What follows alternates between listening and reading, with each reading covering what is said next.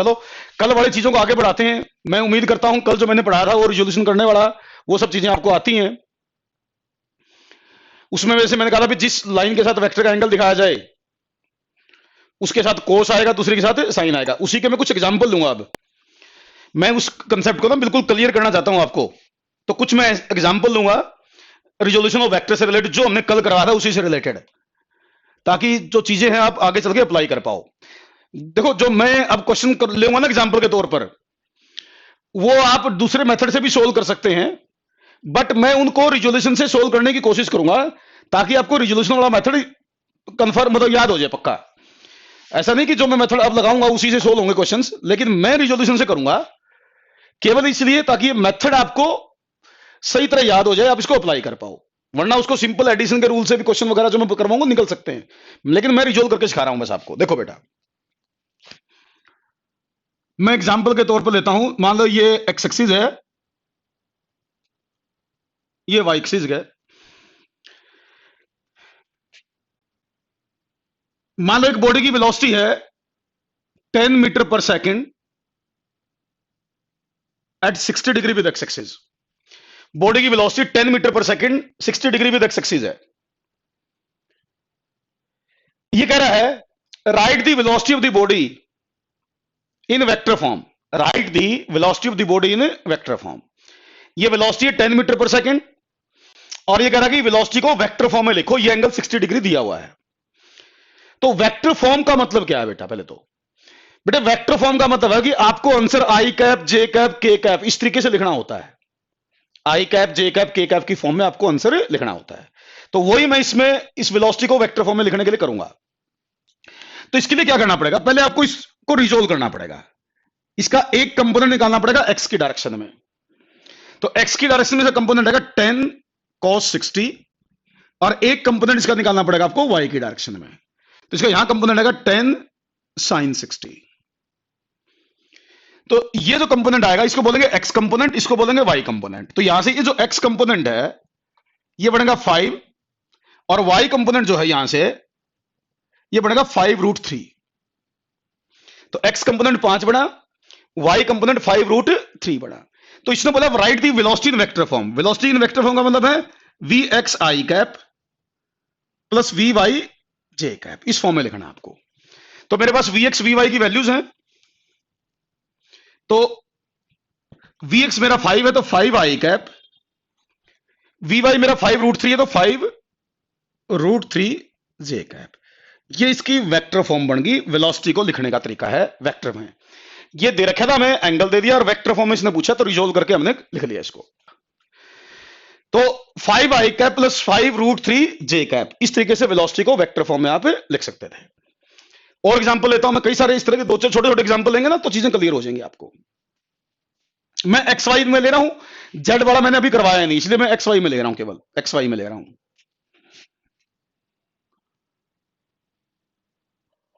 ये x axis है, ये वाई एक्सिस है। मान लीजिए हमने इस बॉडी पे एक फोर्स लगाया इधर 10 या 100√3 न्यूटन। 100√3 न्यूटन का एक फोर्स लगाया। ये एंगल है 60 डिग्री, ये एंगल 60 डिग्री। एक फोर्स इधर लगाया,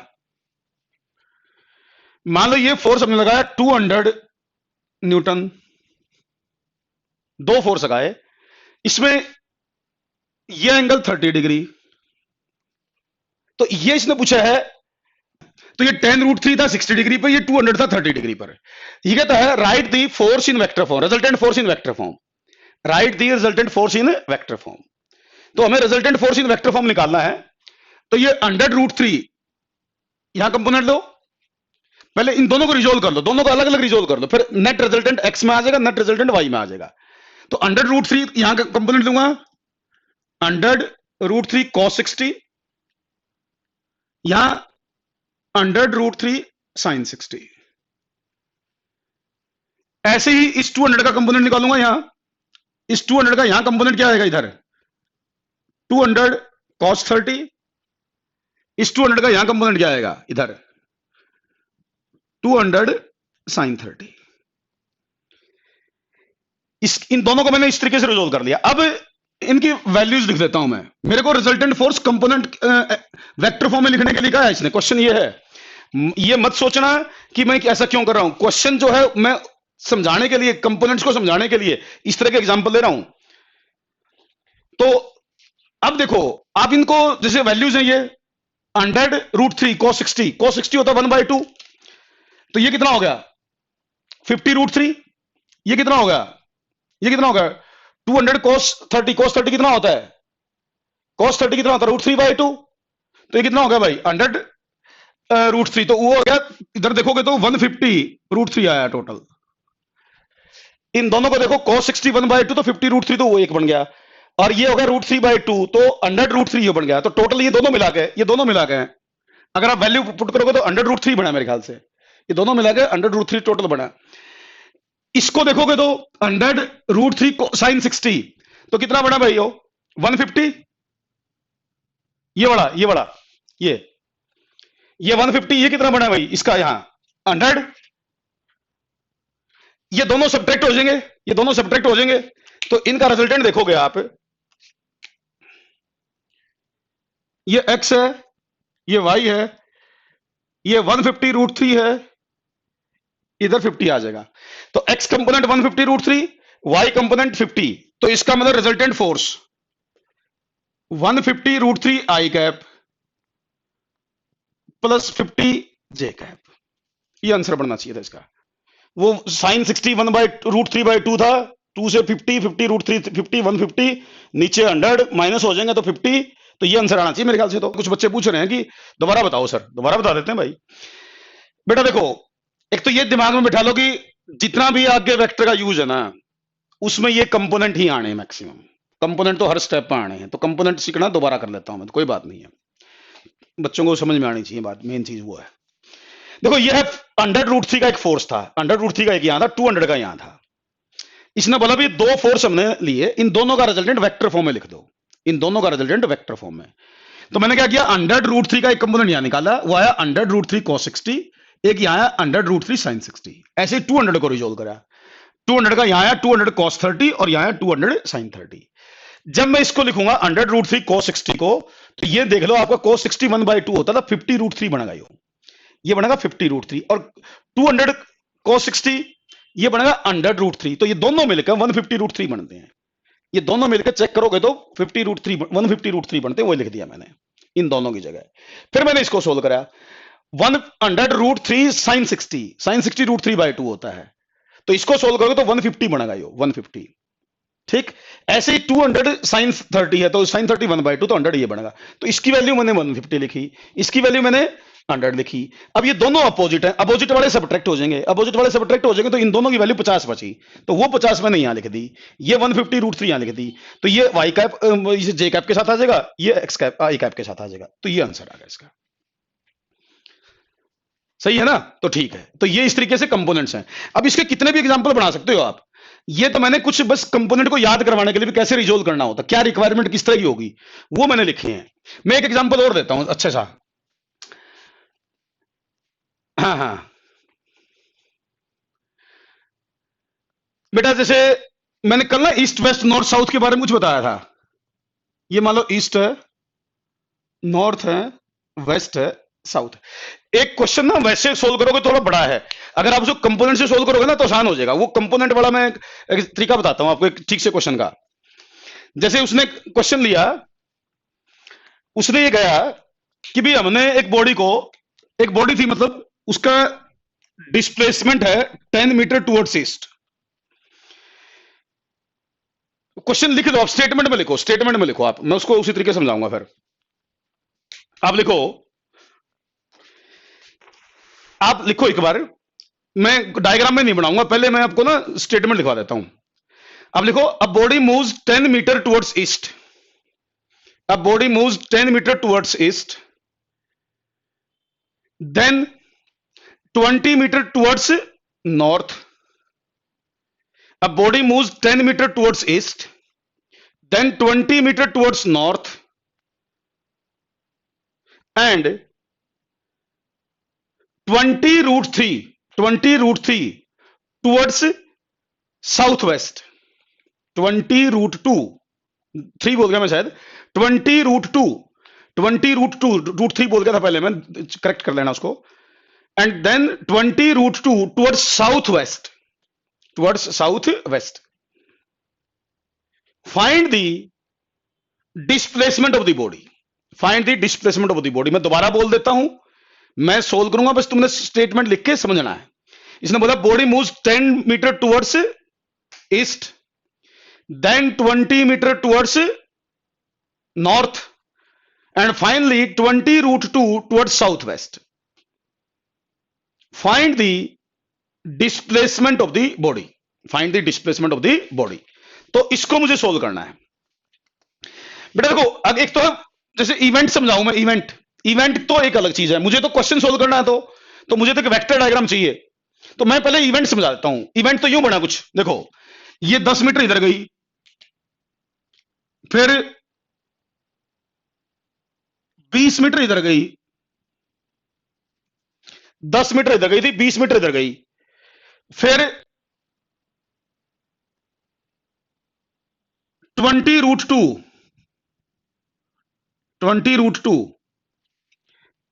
ये गई इधर गई, ये होगी साउथ वेस्ट, बीच में 45 डिग्री है, 45 डिग्री है, यूं आई, पहले इधर मुड़ी, फिर इधर मुड़ी, फिर यूं मुड़ गई।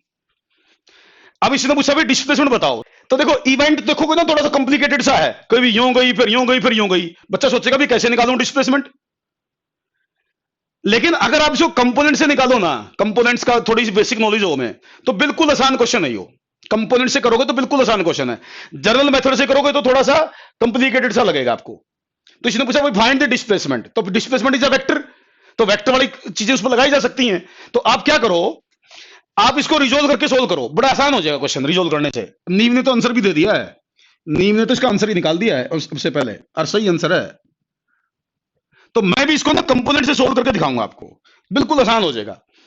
आप क्या करो, ये 10 मीटर का एक वेक्टर है, इसको तो ईस्ट में दिखाओ, 10 मीटर वाला वेक्टर तो ईस्ट में दिखाओ, ये 10 मीटर का वेक्टर हो गया। 20 मीटर का वेक्टर नॉर्थ में दिखाओ, 20 मीटर का वेक्टर नॉर्थ में हो गया। हमारे जो 3 वेक्टर हैं ये, इनका रिजल्टेंट चाहिए मुझे तो। फिर 20√2 साउथ वेस्ट यहां दिखाओ, 20√2, ये भी 45 डिग्री एंगल है, ये भी 45 डिग्री एंगल है, साउथ वेस्ट का मतलब ये है। अब ये 3 वेक्टर हो गए, ये 3 वेक्टर हो गए अपने, मुझे इनका रिजल्टेंट चाहिए। नेट डिस्प्लेसमेंट का मतलब you have to calculate the resultant, आपको रिजल्टेंट निकालना है। तो आप क्या करो, इनका तो रिजोल्व करने की जरूरत नहीं, इसको रिजोल्व कर लो एक बार, इसको रिजोल्व कर लो। अगर मैं इसको यहां रिजोल्व करूं, तो 20√2 cos 45, इसको यहां रिजोल्व करूं तो 20√2 sin 45, किसी भी एक एंगल के हिसाब से सोल्व कर लो, इसको एंगल मान के कोई चक्कर नहीं पड़ेगा। तो इसको अगर मैं देखूं, फाइनली मैं बढ़ाऊं इसको, ये ईस्ट है भाई, ये नॉर्थ था, ये वेस्ट था, ये साउथ था। तो देखो अब इसमें देखो आप, ये 10 है, इसको 10 को बना लो इधर, ये 10 है जी, ये 20 है, इस 20 को बना लो इधर, ये देखो ये भी 20 हो जाएगा, ये भी 20 हो जाएगा, ये बन गया भाई। देखो अब देखो नॉर्थ और साउथ वाले 20, नॉर्थ और साउथ वाले 20, ये दोनों 20 इक्वल एंड अपोजिट हो गए, कैंसिल हो जाएंगे, ये दोनों 20 और 20 कैंसिल हो जाएंगे, इक्वल एंड अपोजिट हो गए, बच के कौन, 2, ये 2 बच गए, ये तो कैंसिल हो गए 20 और 20, इसका मतलब ये 2 बच गए अपोजिट डायरेक्शन में। तो ये 2 वेक्टर हो गए किस्म से हमारे पास, एंगल 180 डिग्री, तो रिजल्टेंट होगा a माइनस बी, इनका रिजल्टेंट a माइनस बी। तो अपना फाइनल आंसर क्या आया, ये ईस्ट वेस्ट नॉर्थ साउथ, तो इन 2 का रिजल्टेंट निकलो 10 और 20 का, तो 20 माइनस 10 10 आ जाएगा, तो इसका आंसर 10 हो गया, तो 10 मीटर ये आंसर हो गया अपना। तो 10 मीटर इसका आंसर है। तो समझ में आया कि नहीं आया बताओ। लेकिन अगर देखो इसको कन्वेंशनल मेथड से करोगे ना, जो डायग्राम वायग्राम बनाया करोगे, तो मुश्किल हो जाता है, कंपोनेंट से ये क्वेश्चन आसान हो जाता है। तो इस तरीके से बहुत सारी जगह हमें कंपोनेंट्स का यूज करना पड़ता है और फिर रिजल्टेंट निकालना पड़ता है। रिजल्टेंट क्या, बहुत सारी कैलकुलेशन अलग अलग तरीके से करनी पड़ेंगी। क्लियर है, ओके चलो ठीक है, क्लियर होना चाहिए भाई। तो इस तरीके से इवेंट समझो ना, इवेंट में तो पता नहीं क्या यूं गया, फिर यूं गया, यूं मुड़ गया जी। अब डिस्प्लेसमेंट कैसे निकाल दूं, मुझे पता ही नहीं है वैल्यू कितनी है। अब ये वैल्यू देखो तो एक्चुअल में तो यहां बड़ी वैल्यू, नेट डिस्प्लेसमेंट तो यहां बचा जब इसको सोल्व करके देखा। तो ये रिजोल्यूशन का यूज एक्सप्लेन करने की कोशिश कर रहा हूं भाई, कहीं जरूरत पड़े तो आप इस तरीके से यूज करते हैं ना इसको। एक थियोरेटिकल आर्टिकल करवा दूं, डेरिवेशन करवा देता हूं, बोर्ड्स में काम आएगी, बाकी रिजल्ट तो हर जगह काम आएगा। तो आप लिख लो, एक आर्टिकल लिख लो, उसके बाद और क्वेश्चन करवाऊंगा मैं। आप लिखो resolution of vector in space, resolution of vector in space. तो resolution of vector in space या resolution of vector in 3 dimension, resolution of vector in 3 dimension और resolution of vector in space, ये है article, theoretical article है। जो derivation में समझाऊंगा वो क्लास के पेपर के लिए है, रिजल्ट्स के ऊपर कंपटीशन में क्वेश्चंस आते हैं। तो आपको अगले 2-3 मिनट ध्यान से सुनना है, और वो डेरिवेशंस फिर पेपर में आज क्लास के सब्जेक्टिव पेपर में तो कर देना है। बाकी मेन चीज इसके फाइनल जो रिजल्ट हैं वो अपने काम के हैं। थ्योरी के लेकिन जो डेरिवेशन होती है वो ध्यान से सुन के याद करनी होती है आप लोगों को। उसमें हम ट्रायंगल लॉ, पैरेललोग्राम लॉ वगैरह यूज करके कुछ चीजें प्रूव करेंगे। तो भाई वो देखो, मेरे को ना जैसे कल हमने दो कंपोनेंट निकाले थे, रेक्टेंगुलर कंपोनेंट एक्स और वाई एक्सिस में। अब हम बात करेंगे 3 कंपोनेंट्स की, एक कंपोनेंट एक्स के अलोंग, एक वाई के अलोंग और एक जेड के अलोंग। तो उसी को बोलेंगे रेक्टेंगुलर देखो फिजिक्स में ना स्पेस का मतलब क्या है? स्पेस का मतलब होता है 3 डायमेंशनल। कोई भी रीजन जो 3 डायमेंशनल रीजन होता है ना, उसको फिजिक्स में स्पेस कहते हैं। तो स्पेस का मतलब 3 डायमेंशनल, प्लेन का मतलब 2 डायमेंशनल। ठीक, तो ये 3 डायमेंशनल कंपोनेंट की बात हो रही है। तो 3 एक्सिस के लोग निकालेंगे, एक्स वाई और जेड एक्सिस के लोग। तो वो देख लो भाई, निकालेंगे क्या, कुछ थ्योरेटिकल बात है, बस कुछ नहीं है। ये थ्योरी में आर्टिकल है, प्रूव करना पड़ेगा अपने को। वैसे तो डायरेक्ट भी बताया जा सकता था, क्वेश्चंस के लिए तो डायरेक्ट बता सकते थे हम, आसान सी बात है। बट डेरिवेशन तो डेरिवेशन है भाई, वो तो पेपर में आगे तो करनी पड़ेगी आपने। मैं क्यूब कंसीडर कर लेता हूं भाई, और ये जो लाइन है इसको मैं नाम दे देता हूं एक्स एक्सिस, इसको मैं नाम दे देता हूं वाई एक्सिस, और इस लाइन को मैं नाम दे देता हूं जेड एक्सिस। ओ है ओरिजिन। और अगले मैं कह रहा हूं 2-3 मिनट ध्यान से सुन लेना। डेरिवेशन को समझना मतलब याद करना होता है, समझ के याद करना होता है, वो स्टेप्स थोड़े ध्यान रखने होते हैं। तो भाई अब मैं एक वेक्टर लेता हूं,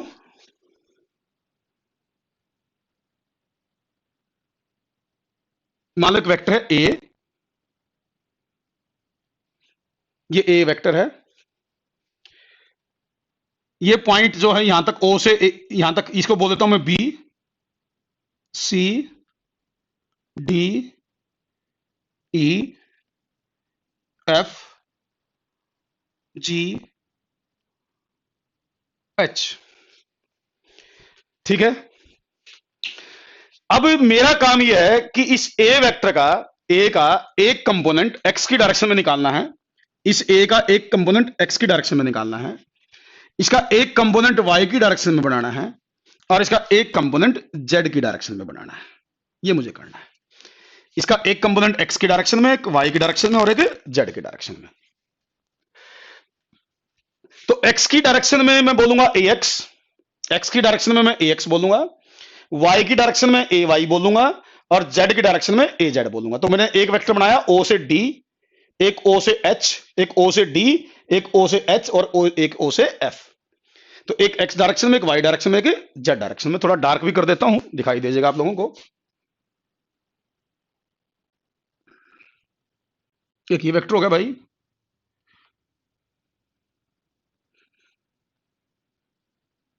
एक ये वेक्टर हो गया, एक ये वेक्टर हो गया। ठीक है, अब देखो आर्टिकल क्या पर्पस, क्या अपना पर्पस केवल इतना है कि मुझे ये प्रूव करना है, कि जो ए है ना वो ओडी, ओएच और ओएफ का रिजल्टेंट है। मुझे केवल ये प्रूव करना कि जो ए वेक्टर है वो ओडी, ओएच और ओएफ का रिजल्टेंट है। ये है मेरा काम। मेरा पर्पज ये है, देख लेना आर्टिकल मुझे करना है ना, वो ये है कि इन तीनों का रिजल्टेंट प्रूव कर दूं किसी तरीके से ए को। उसके लिए ट्रायंगल लॉ, पैरेललोग्राम लॉ वगैरह मुझे लगाने पड़ेंगे इसमें। तो ट्रायंगल लॉ और पैरेललोग्राम लॉ वगैरह यूज करके मैं ये चीज प्रूव करूंगा कि ए इन तीन वेक्टर्स का रिजल्टेंट है।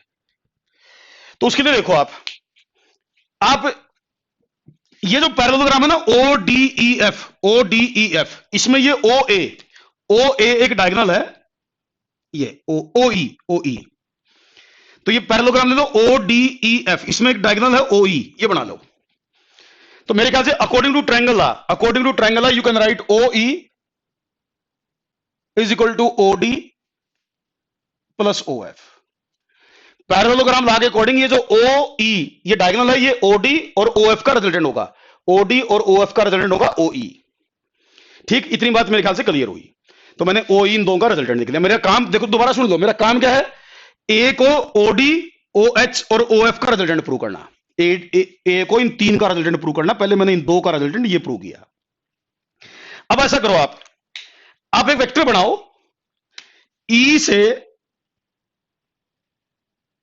B तक, एक वेक्टर बनाओ E से B तक, एक वेक्टर बनाओ E से B तक, ठीक। और ट्रायंगल देखो आप, ट्रायंगल OEB ट्रायंगल देखो, OEB ट्रायंगल ध्यान से देखो भाई, OEB ट्रायंगल, इसमें एक वेक्टर है OE, एक वेक्टर है OE, एक वेक्टर है EB, OE EB same order में है, और एक है OB अपोजिट ऑर्डर में है। मेरे ख्याल से दिख रहा होगा आपको, OE और EB सेम ऑर्डर में और OB अपोजिट ऑर्डर में। तो मैं यहां से लिख सकता था OB vector is equal to OE plus EB। कोई डाउट नहीं रहने चाहिए यहां तक। तो ट्रायंगल ही लगाया मैंने, एक बार पैरेललोग्राम लगा दिया, एक बार ट्रायंगल लगा दिया। ये चीजें हमने कई दिन से पढ़ते आ रही हैं, तो आपको आती हैं। लेकिन एक चीज बताओ, ये जो EB है, ये जो EB है, क्या ये EB OH के बराबर है? मैं EB वेक्टर को क्या OH वेक्टर से रिप्लेस कर दूं भाई? क्योंकि दोनों इक्वल हैं और पैरेलल हैं, सेम डायरेक्शन में ऊपर की तरफ, और इक्वल तो है क्योंकि साइड है ना भाई। ये तो OEB और OH दोनों साइड हैं, उसकी क्यूब की साइड होते बराबर ही होंगी, तो डायरेक्शन ऊपर की तरफ है, साइड है, तो इक्वल तो है ही। तो मैं EB की जगह OH रिप्लेस करूंगा, EB की जगह OH रिप्लेस करूंगा, क्योंकि दोनों इक्वल हैं। तो मैं इसको लिख सकता था OB is equal to OE plus OH, OE plus OH। Clear? मैं लिख सकता हूं क्योंकि OH और EB इक्वल हैं और पैरेलल हैं, तो ये दोनों वेक्टर बराबर हो गए। अब मैं OE की वैल्यू लिख दूं, OE की वैल्यू मैंने ऊपर लिखी हुई है, तो OB is equal to OD plus OF plus OH। मैंने OE की वैल्यू भर दी। क्या मैं इसको OF और OH को आगे पीछे लिख लूं? मेरे ख्याल से तो इनको आगे पीछे लिखने से कोई फर्क नहीं पड़ता। मैंने बता रखा है कम्यूटेटिव होता है, किसी को भी आगे पीछे लिख लो। तो OB is equal to OD plus OH plus OF। अब बताओ OB क्या है? OB का मतलब A, OB का मतलब A। OD क्या है? OD है X डायरेक्शन में, तो OD का नाम AX रख दूं, X डायरेक्शन में तो AX। OH Y डायरेक्शन में है तो AY, OF Z डायरेक्शन में है तो AZ। तो ये आ गया बेटा, यही करना था। अब ये A इन तीनों का रिजल्टेंट आ गया, तो इसका मतलब ये तीनों इसके कंपोनेंट हो गए, इसका मतलब तीनों इसके कंपोनेंट हो गए। तो ये तीन स्पेस में हो गए, तीन कंपोनेंट निकाले 3 डायमेंशन में। अच्छा, इनको मैं I cap, J cap, K cap के साथ भी लिख सकता हूं। अगर I कैप J कैप के साथ लिखो तो A is equal to AX I cap plus AY J cap plus AZ K cap. ठीक, तो इन तीनों को मैं I cap, J cap, K cap की फॉर्म में लिखता, तो मेरे पास ये आपका फाइनल रिजल्टेंट आ जाता। ये आ गया मेरे पास। अब मेरे ख्याल से तो कोई बड़ी मुश्किल बात नहीं बताई मैंने, आसान सी चीज बताई। तो क्लास के पेपर में ये डेरिवेशन यूं करनी होती है। आपको प्रूव करना होता है कि A वेक्टर OD, OH और OF का रिजल्टेंट है। आपको केवल ये प्रूव करना कि A वेक्टर जो O से B बनाया आपने, वो OD, OH और OF का रिजल्टेंट है। OD X डायरेक्शन में तो X लिख दो, OH Y डायरेक्शन में तो AY लिख दो, OF Z डायरेक्शन में तो AZ लिख दो। क्लियर? तो ये डेरिवेशन जो थी ये क्लास के लिए इंपॉर्टेंट है, कर लेना भाई। बाकी हमें कोई नई चीज नहीं, इसमें वही ट्रायंगुलर पैरेललोग्राम लॉ से डेरिवेशन हमें प्रूव करनी थी। क्लियर? ओके, ठीक है। अब इसमें एक तो ये होगा भाई, ठीक है, 3 कंपोनेंट आ गए अपने पास। अगर मुझे इसका ना रिजल्टेंट निकालना हो तो वो डायरेक्ट लिख दो, रिजल्टेंट का मैग्नीट्यूड। अगर आपको रिजल्टेंट का मैग्नीट्यूड लिखना हो तो सीधा under root A X square plus A Y square plus A Z square. जैसे कल 2 के लिए किया था ऐसे 3 के लिए कर सकते हो। कल हमने 2 के लिए किया था, अब बोलो सिमिलरली हम 3 के लिए निकालना चाहें तो रिजल्टेंट का magnitude under root X square का component plus Y component square का कंपोनेंट, सॉरी एक्स कंपोनेंट का स्क्वायर प्लस वाई कंपोनेंट का स्क्वायर प्लस जेड कंपोनेंट का स्क्वायर। ये डायरेक्ट लिख दिया है, इसमें आपको प्रूव करने की जरूरत नहीं है। हमने कल प्रूव कर लिया था कि 2 के लिए, तीसरे के लिए आपको दो, ऐसे तीसरे के लिए भी लिखा जा सकता है। तो किसी भी वेक्टर का मैग्नीट्यूड निकालना तो कंपोनेंट की हेल्प से उसका मैग्नीट्यूड बताया जा सकता है, वो पॉइंट लिख लो उसके अंदर। तो ये डेरिवेशन होगी। अब इसके बाद जो काम की बात है, जो मैं कह रहा था, एक फार्मूला है जो यूज होता है।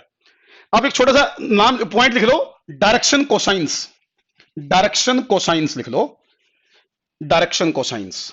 ये है जो फार्मूला यूज होता है भाई, डायरेक्शन कोसाइंस। डायरेक्शन कोसाइंस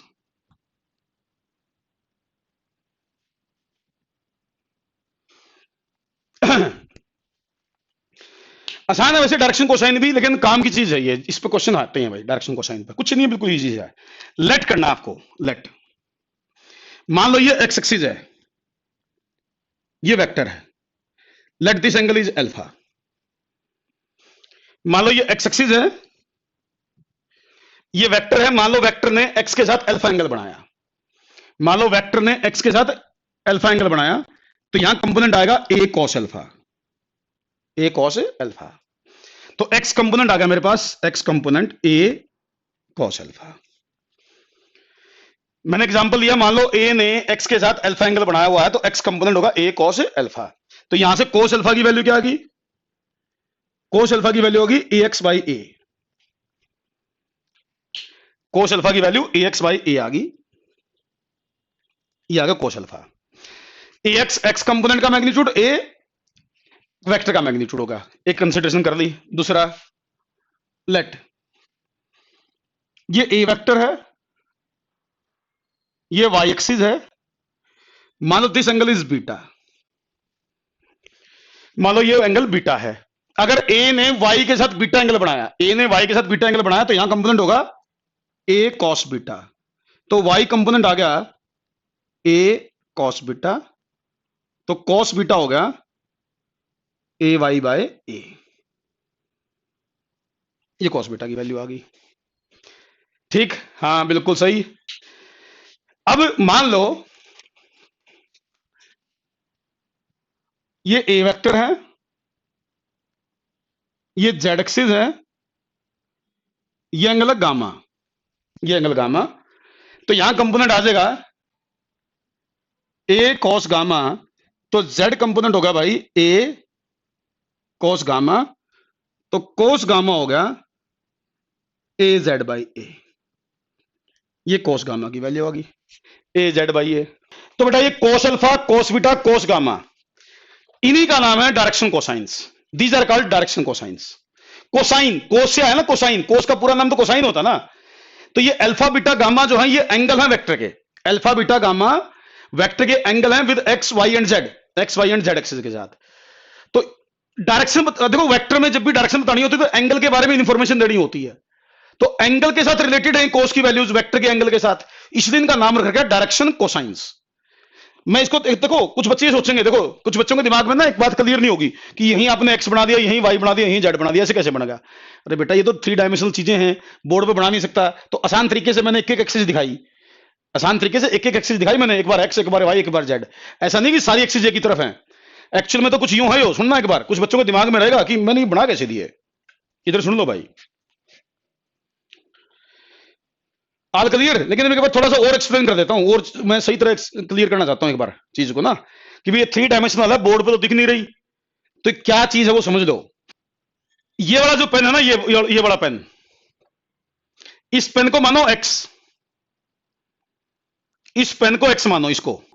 ये ब्लू कलर का पेन जो है इसको वाई मानो, ये एक्स, ये वाई, और ये रेड कलर का पेन जेड मानो। ये एक्स, ये वाई, ये जेड, यूं है ये डायग्राम, और यहां कहीं वेक्टर है यूं, ये वेक्टर है। तो वेक्टर ये बीच में नहीं होनी है, यूं एक यूं इस तरह, कुछ इस तरीके से ये वेक्टर, ये लाल पेन जो, ये बड़ा पेन जो पतला, ये वेक्टर है। इस तरह सोचो आप इस चीज को, यूं ये एक्स वाई जेड और ये वेक्टर है, ठीक। अब इसका और इसका एंगल अल्फा, ये एंगल यहां बनेगा अल्फा, इधर बनेगा बीटा और इधर बनेगा गामा। इधर एंगल अल्फा बनेगा, इधर बीटा बनेगा और इधर गामा बनेगा। तो अलग अलग प्लेन में है ये एंगल, कहीं सोचो सेम प्लेन में एंगल नहीं है। तो 3 डायमेंशनल चीज है, थोड़ी अपने दिमाग से बनानी पड़ेगी चीज आपने। ये कुछ यूं समझे आपने, ये एक्स था, वाई था, जेड था, ये वेक्टर था आपका, जो ए दिख रहा है आपको वहां, ए जो दिख रहा है। तो इसने इसके साथ अल्फा इधर बना रखा है, यो बीटा इधर बना रखा है कुछ यूं, और गामा कुछ इधर बना रखा है, और उसके हिसाब से बना रखे। लेकिन ये तीनों एक्सिस तो बोर्ड पर यूं किस तरह बनाऊंगा फिर मैं, इसलिए मैंने एक एक एक्सिस बना के वो दिखा दिए। तो अब इनका ना एक बार ना आप ऐसा करो, cos alpha cos beta cos gamma, इनका स्क्वायर करो। अगर मैं इन तीनों को स्क्वायर करके ऐड करूंगा तो बेटा देखो, cos square alpha plus cos square beta plus cos square gamma is equal to, इन तीनों को स्क्वायर करके ऐड करना था मुझे। तो मेरे ख्याल से ये आएगा A X square plus A Y square plus A Z square by A square. Clear? मैंने इन तीनों का स्क्वायर करके ऐड कर दिया, फार्मूला बनाना अपन है, जो मैं कह रहा था कि फार्मूला इसमें यूज होता है वो ये अब आएगा। अब जैसे तीनों को स्क्वायर करके ऐड करूंगा तो यह है मेरे पास। लेकिन ध्यान से देखो, ए किसके बराबर है, इसके अंडरूट के बराबर। अगर मैं ए का स्क्वायर कर दूं, देखो ये वाली देखो, ये अंडरूट के बराबर है। लेकिन अगर मैं ए का स्क्वायर कर दूं तो ये अंडरूट खत्म हो जाएगा, देखो भाई खत्म हो जाएगा। तो मतलब मेरे कहने का क्या होगी, ए स्क्वायर इसके बराबर होगी, ए स्क्वायर इसके बराबर होगी, वैल्यू के लिख दूं क्या? तो अगर ए स्क्वायर इसके बराबर है तो ये वैल्यू और ये वैल्यू कट जाएंगी, 1 हो जाएगा।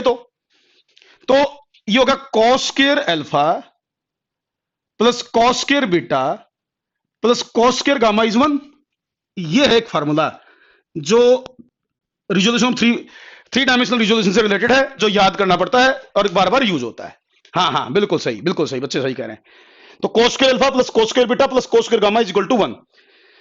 तीनों डायरेक्शन कोसाइंस का स्क्वायर करके ऐड कर दो, तीनों डायरेक्शन कोसाइंस का स्क्वायर करके ऐड कर दो। ये डायरेक्ट फार्मूला पूछा जाता है, ये डायरेक्ट फार्मूला पूछा जाता है। फार्मूले के ऊपर ही 2-3 बार क्वेश्चन आ ली कंपटीशन में कि cos square alpha plus cos square beta plus cos square gamma is equal to किसके बराबर आएगा। तो ये तीनों का सम 1 के बराबर आता है।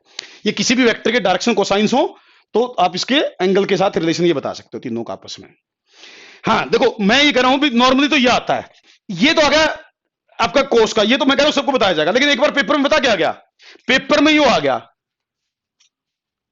Sign square alpha sign square beta sine square gamma की वैल्यू बताओ जी।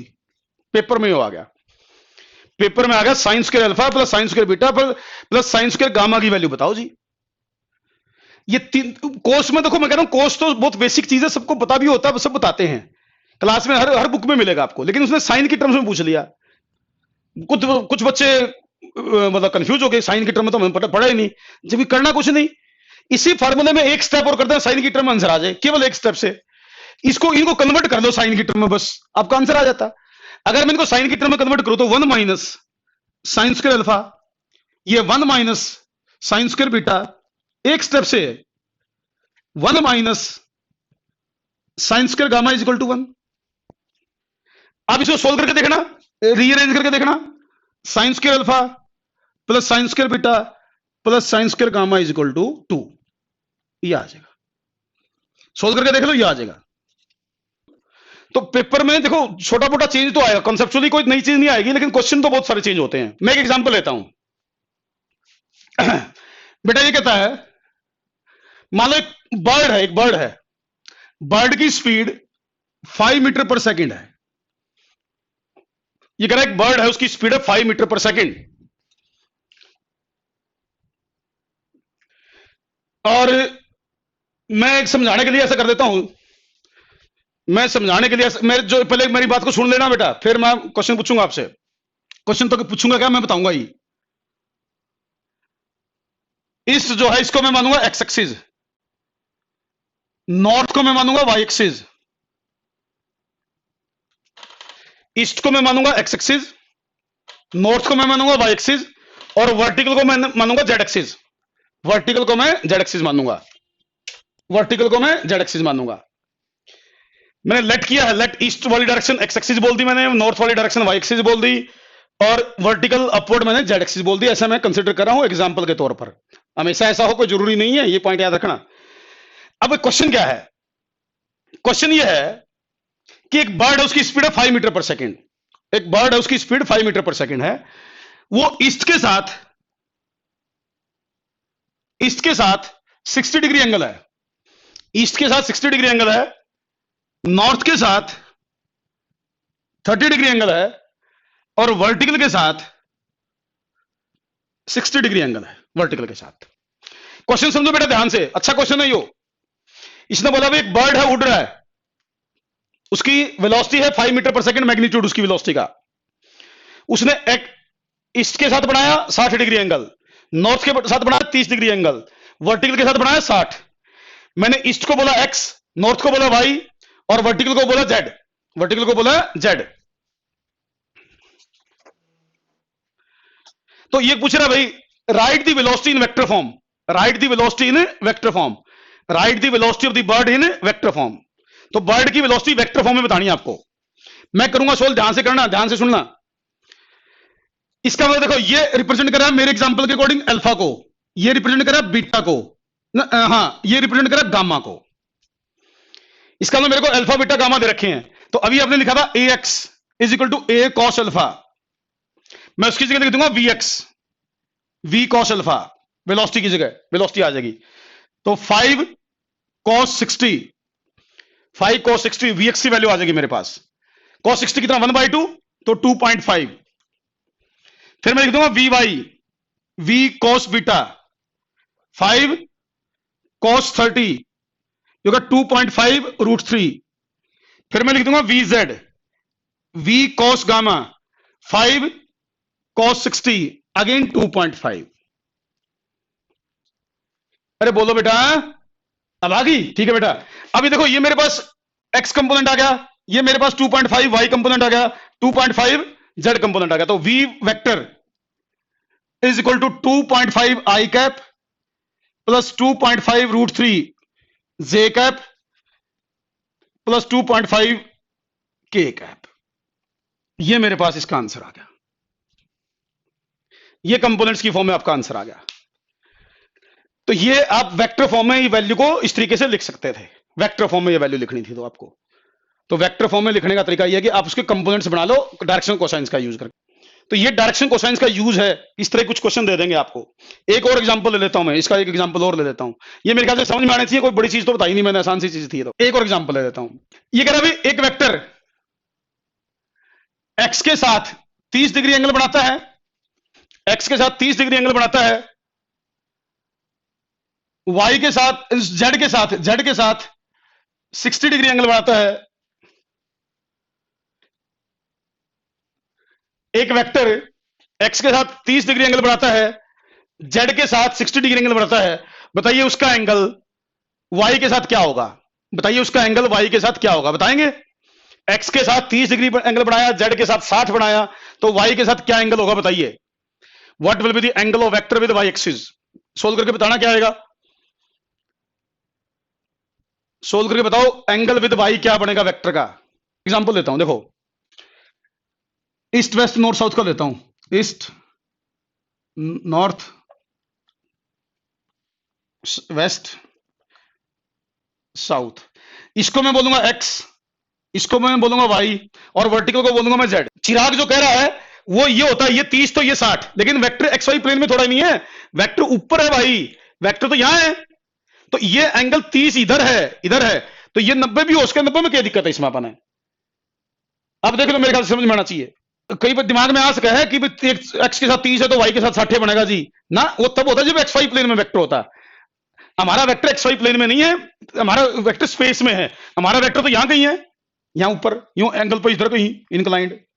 तो आपका 90 डिग्री भी कोई दिक्कत नहीं है, 90 डिग्री भी आंसर है, पॉसिबल है, ऐसा कोई कुछ कर नहीं है। चलो अब मैं जो बता रहा हूं देख लो, ये एक्स एक्सिस, ये वाई एक्सिस, वर्टिकल को मैंने बोला जेड एक्सिस, वर्टिकल को मैंने बोला जेड एक्सिस। ओके, क्लियर होगा। अब मेरी बात अगला सुन लो, अगला क्वेश्चन नहीं होगा फिर। ये एक्स ये वाई और ये वर्टिकल होगा जेड, वर्टिकल होगा जेड। क्वेश्चन ये है, क्वेश्चन सुनो, ये कह रहा है a body moves 30 degree, sorry 3 metre, 3 metre towards east, 4 metre towards north, 5 metre vertical.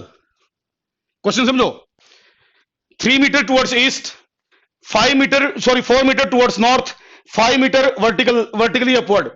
Find the magnitude of displacement, find the magnitude of displacement, find the magnitude of displacement. Question ये है, a body moves 3 metre east, 4 metre north, 5 metre vertically upward, तो what is the magnitude of displacement?